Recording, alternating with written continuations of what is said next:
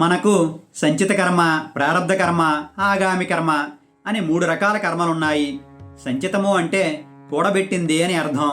మనం క్రితం జన్మలలో ఎన్నో పుణ్యాలు పాపాలు చేసుంటాం కదా, వాటి ఫలితాలన్నింటినీ కూడా ఒక కుప్పగా పోస్తే అదే సంచిత కర్మ.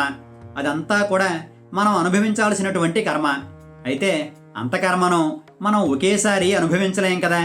అందుకే భగవంతుడు ఆ సంచిత కర్మలో నుండి కొంత కర్మను తీసి ముందుగా దీనిని అనుభవించు అంటాడు. అదే ప్రారబ్ధ కర్మ. ప్రారబ్ధము అంటే ప్రారంభించబడింది అని అర్థం.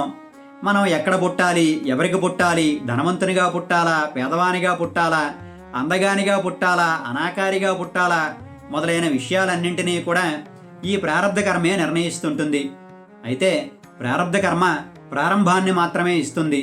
అంటే పేదవానిగా పుట్టడం అన్నది ప్రారబ్ధానికి సంబంధించినటువంటి విషయం. కానీ అలా పేదవానిగానే ఉండిపోవాలా లేక ధనవంతునిగా ఎదగాలా అన్నది మన సంకల్పానికి సంబంధించినటువంటి విషయం. ఇక 3వది ఆగామి కర్మ. ఆగామి అంటే రాబోయేది అని అర్థం. మనం ఈ జన్మలో కూడా ఎన్నో పుణ్యాలు పాపాలు చేస్తుంటాం కదా, అంటే వాటి ఫలితాలను కూడా తర్వాత మనం అనుభవించాలి కదా. అదే ఆగామి కర్మ.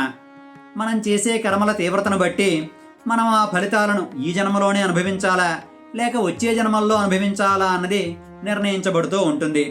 జ్ఞానులైనటువంటి వారికి జన్మజన్మల నుండి వస్తున్నటువంటి సంచిత కర్మంతా కూడా దగ్ధమైపోతుంది. వారికి ఆగామి కర్మ కూడా ఉండదు. ఎందుకంటే జ్ఞాని అయినటువంటి వ్యక్తి ఎలానూ కర్మయోగంలోనే ఉంటాడు. కర్మయోగము అంటే తాను చేయవలసిన పనులన్నీ చేస్తూనే వాడి ఫలితాలను ఆశించకుండా ఉండడం. చేసేది చేయించేవాడు ఆ పరమాత్మే అనే పరిపూర్ణ విశ్వాసంతో ఉండడం.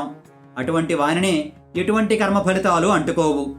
అందువల్ల జ్ఞానైన వ్యక్తికి సంచిత కర్మ ఉండదు, ఆగామి కర్మ ఉండదు.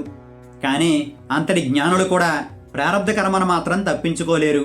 అందుకే రమణ మహర్షి, రామకృష్ణ పరమహంస వంటి మహోన్నత జ్ఞానులు కూడా వారి జీవితకాలంలో ఎన్నో శారీరక రుగ్మతల్ని అనుభవించాల్సి వచ్చింది. వారు జ్ఞానులు కనుక, సాక్షిభూతులుగా ఉండేవారు కనుక వారి మనసుకి ఎటువంటి బాధ ఉండదు.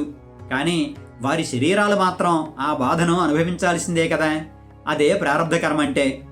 ఈ ప్రారబ్ధ కర్మను తప్పించుకోలేం కాబట్టే ఎప్పుడైనా ఎవరికైనా తీవ్రమైన కష్టం కానీ దుఃఖం కానీ కలిగినప్పుడు అంతా నా ప్రారబ్ధం అని తల కొట్టుకుంటూ ఉంటారు. ఇది కర్మ సిద్ధాంతం.